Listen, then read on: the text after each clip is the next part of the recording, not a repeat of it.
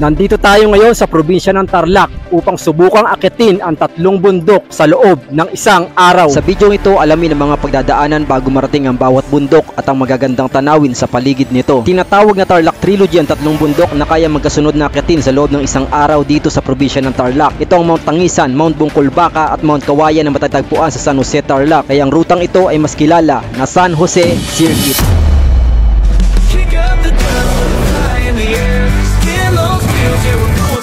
Almost 4 AM narating namin na major jump off ang Sitio San Pedro, Barangay Iba, San Jose, Tarlac.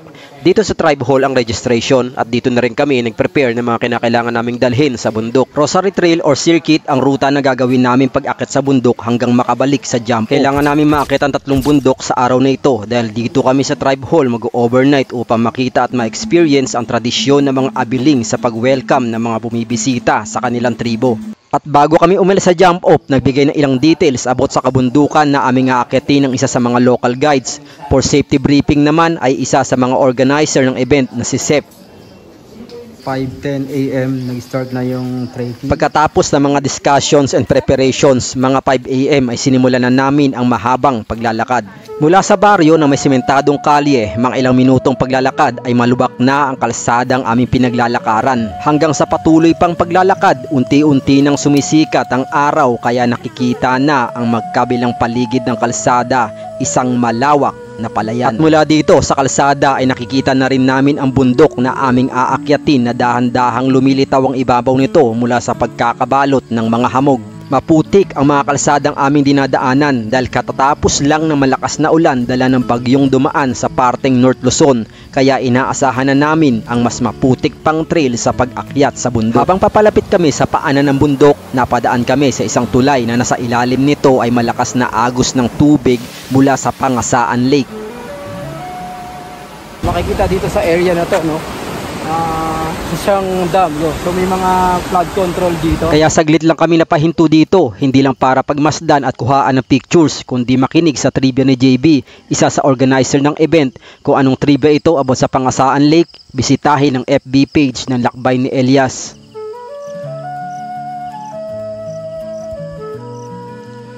Pagkatapos maglakad sa kahabaan ng kalsada ng Sitio San Pedro, ang trail ay mabilis na nagiging katamtamang matarik. Ang kapaligiran ay kadalasang binubuo ng mga palumpong at kalat-kalat na mga puno sa kagubatan. Simula lang inakit namin ang bundok, ito ang kauna-unahang water source na aming nadaanan at dito sandali kaming nahinto para magpa-picture dahil sa malaparaisong paligid. Ang daloy ng tubig sa batuhan mula sa itaas na parang maliit na waterfalls, ang sapa at ang puno ng balete.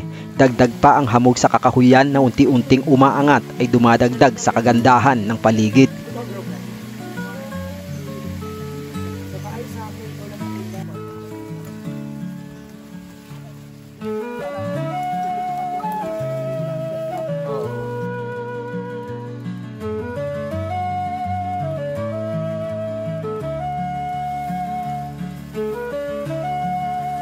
So at 6:41, nakikita na natin dito sa likuran natin yung Pangasaan Dam. Mas malapit natin ito makikita kaganina dun sa tulay nang duman tayo.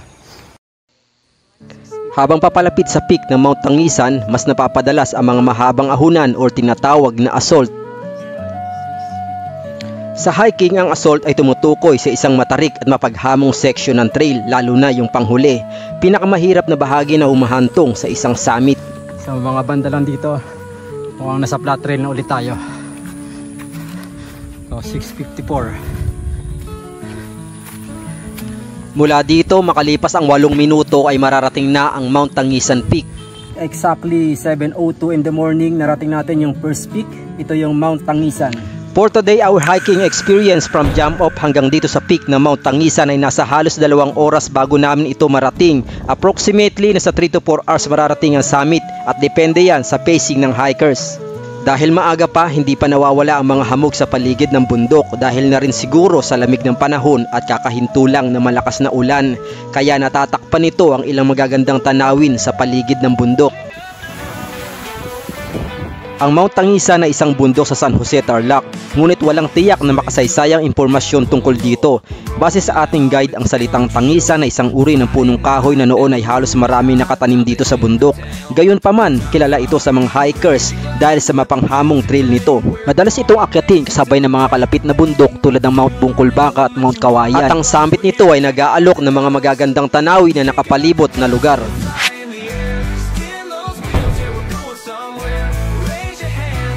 Eksakto 8 AM bumaba na kami sa tuktok ng Mount Tangisan para sa kasunod na bundok na aming aakyatin. Ang mga trails na aming dinaanan paakyat, ito rin ang pababa hanggang makarating kami dito.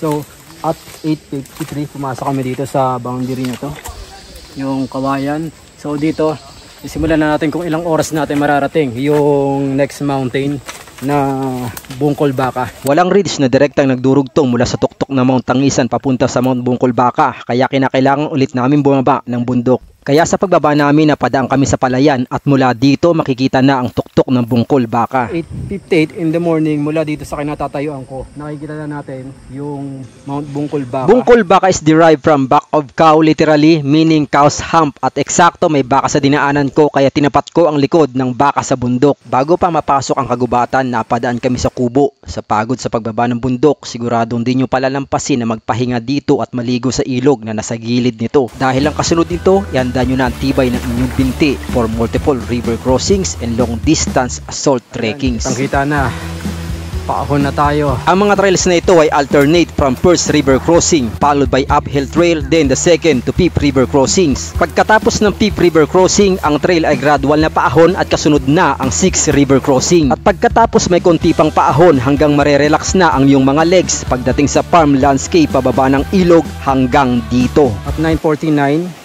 nag-stop kami dito dahil merong two roads dito sa side na to and dito.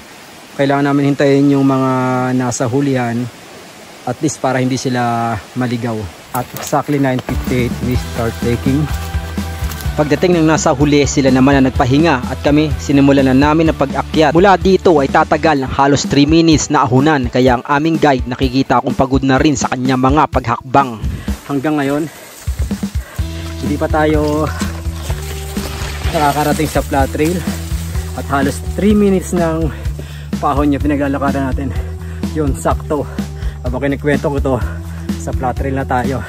After ng 7 river crossing na mga ginawa natin, i-prepare nyo na yung sarili nyo dahil yung mga paahon dito tumatagal ng 2 to 3 minutes at makaka-experience ka lang ng flat trail na mga 10 to 15 seconds. So kaya ngayon ang ating guide, ay pangalan mo sir? Dong, sir. Si Dong ang ating lead guide dito. So hiningal na sa pag-akyat. So kaya pansamantalang nag-rest muna kami dito habang hinihintay pa namin yung mga kasama nga natin na nasa huli. So enjoy muna natin yung magandang tanawin ng bundok dito. Malayo pa tayo sa paanan ng Mount Bungkol Baka, kaya asahan nyo na marami pang mga trails ang magpapatibay ng ating mga binti. At 10:33 AM start na ulit ng mga paahon na trekking natin. Tumatagal ng 2 to 3 minutes dito ang mga paahon na trails at nagpapadagdag ng pagod ang mapuputik na daan. Masyadong maputik yung mga trail. Kaya yun yung nagpapadagdag ng pagod sa atin. Pagkatapos malampasan ang maputik at paahon na trail, isang bahagi ng mababang bundok ang aming narating. At dito makikita ang Mount Bungkol Baka mula sa aming pinagpapahingaan. Kita na dito yung Mount Bungkol Baka. Mga halos mula dito, mga halos 1 oras at kalahati pa bago marating yan. Kailangan natin mag-rest dito at 10:43 AM para hintayin yung mga kasama natin.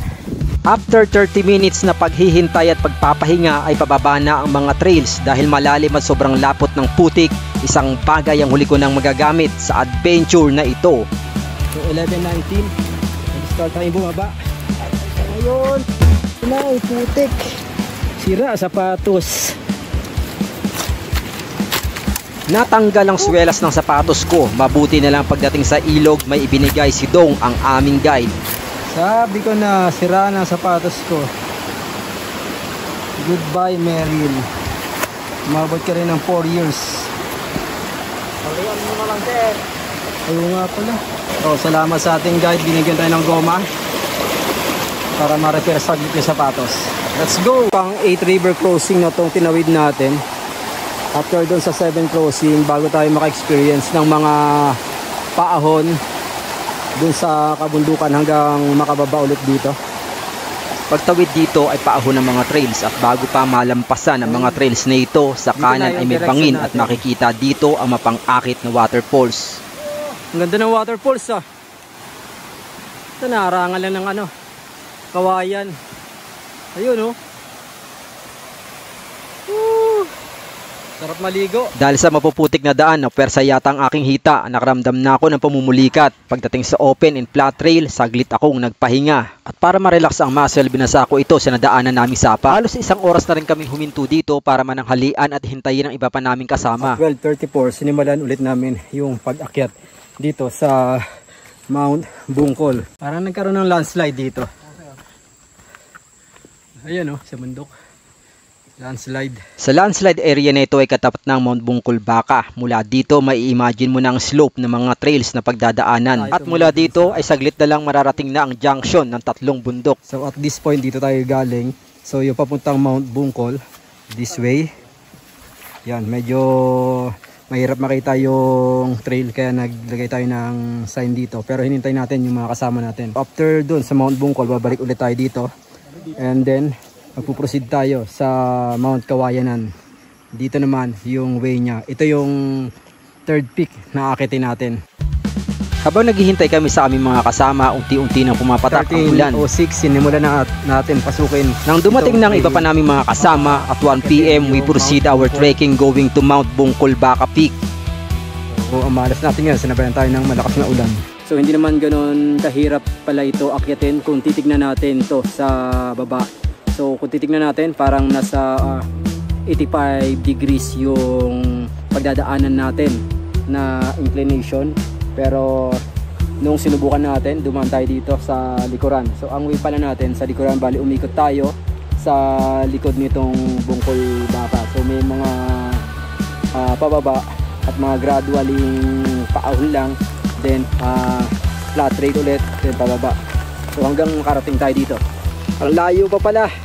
So kung nakikita nyo, yan yung Bungkol Baka. Kung titignan sa malayo ang Bungkol Baka Peak, parang kinakailangan mo mag-rock climbing dahil para malaking bato itong nakabukol na may 90 degrees wall. Habang papalapit, mag-aalangan kang akitin ng tuktok ng bundok na to dahil matarik, ngunit pag nilapitan mo may mga pakalat-kalat na tipak ng bato na matibay tapakan at kapitan hanggang makarating sa taas. Andito pala si Austin. At 13:48 narating na namin yung peak ng bundok na ito. Sayang lang, masyadong malakas ang ulan. Kaya hindi tayo makakuha ng isang magandang spot. Masyado tayo nagmamadali.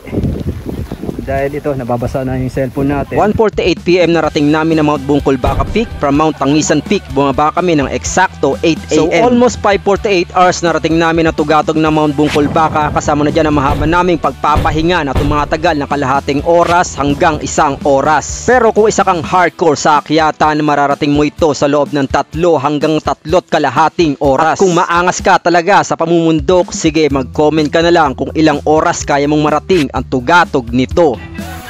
Ang Mount Bungkol ay may taas na 617 meters above sea level. Ito ay matatagpuan sa San Jose, Tarlac. Magandang akyatin ito para sa mga hikers dahil sa mga damuhan ng ibabaw nito at malalawak na mga tanawi ng mga burol, lambak at gitnang kapatagan ng Luzon. Inakit ito bilang bahagi ng San Jose Circuit sa tabi ng kalapit na bundok na Mount Tangisan at Mount Kawayan. Dahil patuloy pa rin ang pag-ulan at nakakaramdam na kami ng matinding lamig, hindi na kami nagtagal dito at bumaba na kami para sa kasunod na bundok. At pagbaba namin dito sa junction sa oras na 3:18 PM, ilang minuto lang ay open trail grassland landscape ang pagdadaanan natin. Dito ay marami makikita mga baka, kaya sa paglalakad ay hindi lang putik ang dapat iwasan kundi baka. Baka, mga moy baka ka. Nakikita natin na kulay puti mula doon sa Bungkol Baka Peak ay yung mga baka. Yun, napakaraming baka Kasunod dito mula sa malayo ay makikita magandang tanawin ng taniman at ilang minuto na lang mararating na ang paanan ng Mount Kawayan. Pero bago yan, kailangan muna natin dumaan sa maputik na pilapil. Sa tatlong bundok ang Mount Kawayan ang pinakamadaling akyatin dahil sa grassland lang ang mga trails hanggang makarating sa ibabaw nito. Kaya di ko na patatagalin, tara na sa tugatog ng bundok at paliparin ng drone para makita magandang tanawin sa paligid ng Mount Kawayan.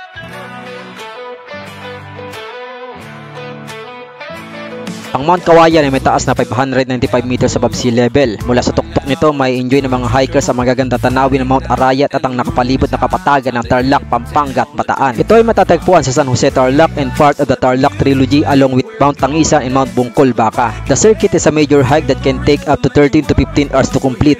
Pero kami, hindi namin itinuloy ang circuit para mapuntahan ang mga taniman ng gulay at ang bagong Abiling Tribe community. Optional ito for majority kung gustong tapusin ang circuit o puntahan ang mga pasyalan na malapit sa kabundukan. At kung bakit ito tinawag na Mount Kawayan pero walang kawayan dito, abangan nyo na lang ang next video. The title is The Pangasaan Waterfalls. For now, let's go back to the jump off. Wait, may dadaanan pa tayo. Dahil sa majority decision na wag nang ituloy ang circuit na possible tumagal ng 4 na oras pabalik ng jump off, kaya pagbaba ng Mount Kawayan, dumiretso na kami sa isang taniman na kanina pa namin nakikita habang paakyat ng bundok. Ito ay taniman ng iba't ibang uri ng gulay. Tingin ko parang naka-preferred ito for vegetable farm tourist spot ng probinsya dahil sa pagkaka-organize ng mga tanim at ang landscape scenery parang Instagrammable. Kaya medyo tumagal kami dito para kumuha ng pictures. Mula dito, saglit lang mararating na ang New Abiling Tribe community. Ito ay bahagi ng programa ng ating gobyerno for indigenous group living in the mountain areas. Paglampas dito sa community ay sementado na mga daan at dito na tayo maghihintay ng masasakyan pabalik ng jump off. And this is the end of our Tarlac Trilogy adventure. For the next video, ang ilang tradisyon at kultura ng Abiling Tribe na kanilang ibinahagi sa amin at ang aming paglalakbay patungo sa Pangasaan Waterfalls. Every mile we roam, we're making